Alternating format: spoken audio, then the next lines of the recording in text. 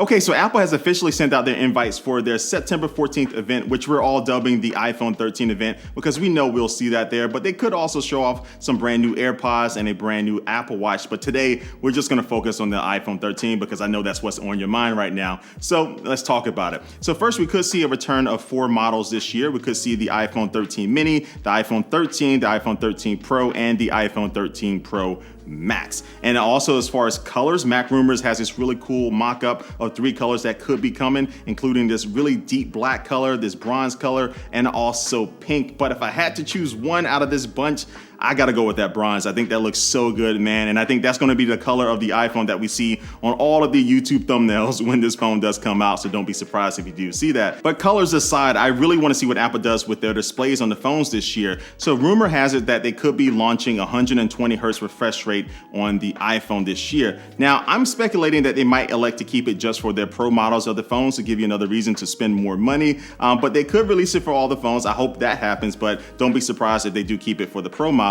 But yeah, 120 hertz refresh rate. I know it's been around on Android phones here for the last few years, but it will be good to see it finally on a Retina display running on that iPhone. And then we could be getting always on displays on iPhones now. And so these allow you to see information as far as like notification and weather and your time on your screen at all times, even before you hit that power button. So I haven't really been that excited for AODs for a while now, but I think Apple could come with some new slick interface and some new widgets and different animations that could kind of spice that up for me. And then the rumor of Apple bringing Touch ID back for their general iPhone lineup has been around for a while, but we need that more than ever, especially if we are going to be wearing masks either for a little bit or maybe even longer. Having Touch ID either built into the power button, which I would like to see, and we see that on other phones like the Galaxy Z Flip 3 and the Z Fold 3, but they could also elect to put it underneath the display. And so this will be the first time an iPhone has this type of fingerprint scanner. But my preference for which way they should put in the fingerprint scanner would be for them to use it in the power button.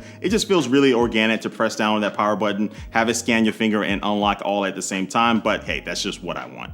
And speaking of unlocking your phone, we could see a smaller Face ID notch this year. And so Face ID is great, but that notch definitely isn't the most attractive thing. So making that smaller will definitely help. But if you are waiting for that notch to go away, or at least mostly, you need to wait for the iPhone 14. Well, that's at least according to John Prosser, who is an Apple leaker who claims to have seen the iPhone 14 and says that most of the Face ID components will be living underneath the display, and you'll still have just like a little pinhole camera there to be able to use for selfies and the main components of it. So we'll see if that happens. I definitely think that's definitely something that everyone wants, but only time will tell. But since we're already talking about cameras, let's go ahead and keep rolling with that. So a new feature this year that we could see on the iPhone 13 series could be portrait video mode. Yes, that portrait mode that blurs out that background for your photos could be coming to the videos for the iPhone. Now, you can already do this on Samsung phones, and I think it actually does look cool, but it's not as consistent as a lot of people want, and to really get to that point of replacing like a DSLR or something. But if anyone can do it,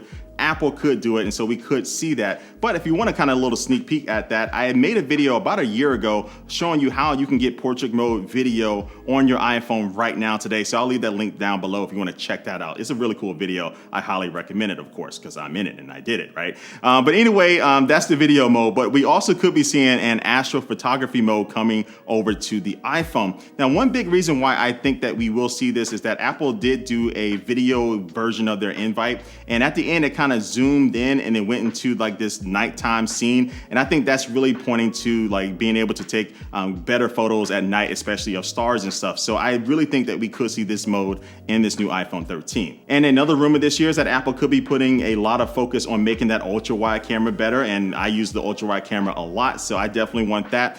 But also when it comes to the video department, Apple could be adding the ability to record 4K video at 120 frames per second.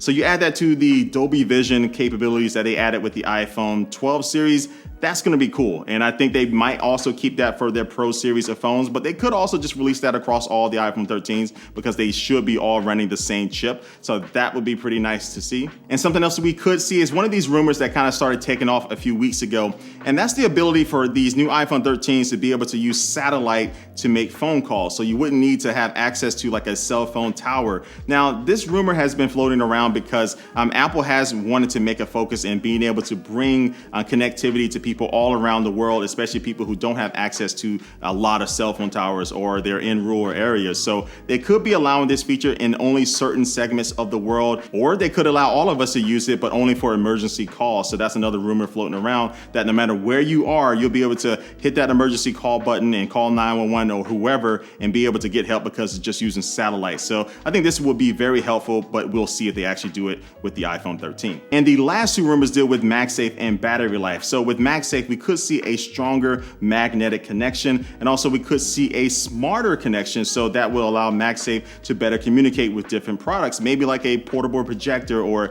a portable speaker or an external camera mod like we saw with the Motorola Moto mods that I demonstrated a few years ago. That would be really cool to be able to see come to Magsafe. And then with battery life, Apple could be just adding bigger batteries, right? That would help with the battery situation. The more juice you have, the better it could be, but definitely that goes hand in hand with software optimization, especially with iOS 15. But bigger batteries, I don't see anyone complaining about that. But yeah, I think those are all the iPhone 13 rumors that are likely to happen. Some of them aren't likely to happen, but either way, we're gonna find out in a couple of days what Apple finally decides to do with these. As far as like pricing and things, I think people are expecting the prices to be around the same, but I don't really see Apple jacking up the price, but you never know. But yeah, anyway, stay tuned for more coverage of this event. I'll have a breakdown of everything they talk about here on this channel. So if you haven't already, hit that subscribe button and that notification bell. But like always, I do want to thank you for watching this video, and I will catch you later. Peace.